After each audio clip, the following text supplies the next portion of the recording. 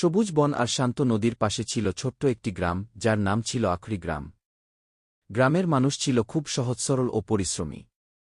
তারা চাষাবাদ, মাছ ধরা এবং একে অপরকে সাহায্য করে সুখে শান্তিতে জীবন কাটাত। সকালে পাখির ডাক আর সন্ধ্যায় শিশুদের খেলাধুলায় গ্রামটি সবসময় প্রাণবন্ত থাকত। এক বছর বর্ষাকালে টানা ভারী বৃষ্টি শুরু হল। নদীর পানি হঠাৎ বেড়ে গিয়ে পুরো গ্রামে বন্যা দেখা দিল। অনেক ঘরবাড়ি ভেঙে গেল, ফসল নষ্ট হয়ে গেল এবং গ্রামের মানুষ দুঃখে পড়ে গেল। সবাই খুব ভয় পেয়ে গেল। কেউ কেউ ভাবল এই গ্রাম ছেড়ে অন্য কোথাও চলে যাবে। ঠিক সেই সময় গ্রামের এক বৃদ্ধ কৃষক রহিম চাচা সাহস করে সবার সামনে দাঁড়ালেন। তিনি বললেন, এই গ্রামই আমাদের বাড়ি। আমরা সবাই একসাথে কাজ করলে আবার সব ঠিক হয়ে যাবে। কি তার কথা শুনে গ্রামের মানুষের মনে নতুন আশা জাগল। তারপর গ্রামের সবাই একসাথে কাজ শুরু করল। কেউ রাস্তা পরিষ্কার করল, কেউ ঘর মেরামত করল, আবার কেউ নতুন করে ফসল লাগাল।